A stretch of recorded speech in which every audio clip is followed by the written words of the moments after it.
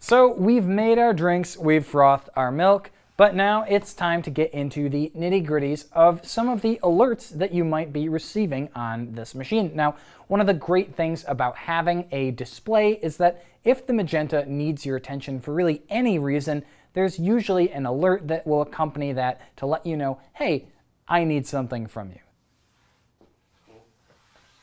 So let's actually take a look at how we would address some of the things that show up on the screen. Now, if you ever need to remove our drip tray assembly here, the first thing that we'll want to do is actually position the wand off to the left so that we can slide this out. Now, I'm going to put both hands on the edges, and if you notice where my index fingers are, there are circular little tabs on the baseline Magenta. Those are just there as part of the design, but on the Magenta Prestige, they are buttons that you push in, so when you're removing the assembly on the Prestige, you'll simply push those in and pull that out. Now, let's get our fingers in position though, and simply pull forward, and that releases the entire assembly. Now, when we remove this, you can see several things here. We have the entirety of the drip tray itself, which goes pretty far back, and then the Dreg drawer. So this is where our spent coffee pucks go after they're done being brewed. So it's important to just take that out and knock those into the garbage. Now, if you notice, there is still some kind of ground coffee in the base of this. And that's because,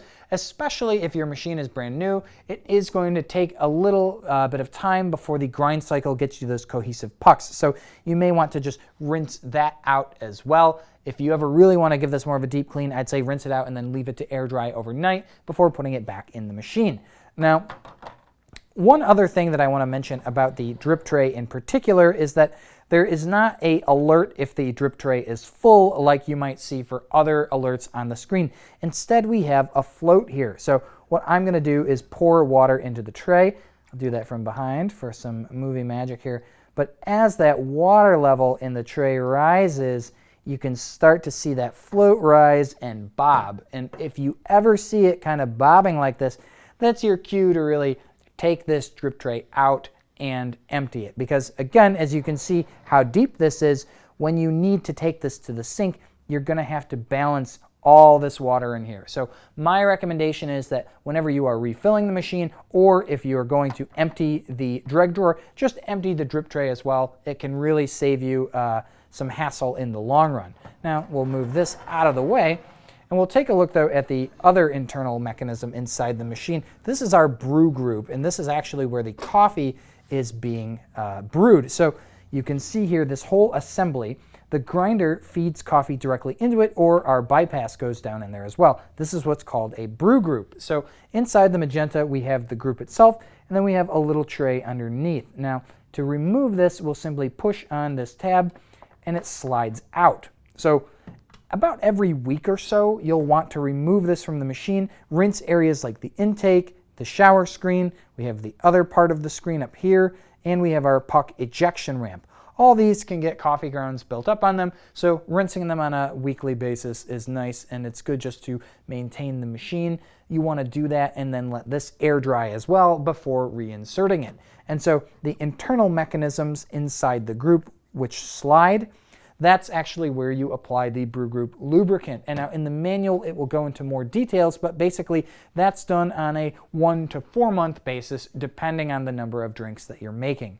So we'll slide this out, and then this little tray here too can also be lifted out and rinsed. And then once you've done all that, you can simply reassemble the machine. So all you want to do is you've got your tracks here, line up the bottom corners with that.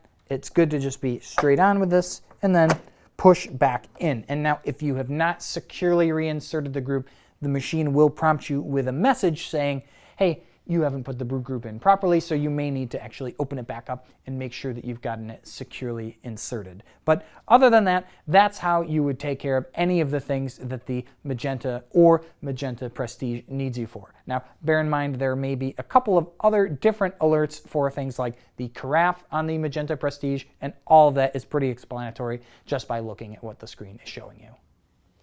And that covers the Magenta series of espresso machines by Gaggia. And while they may not be pink, they are in fact named after a trendy cafe in Italy. So in any case, I am Nick. Thank you so much for watching.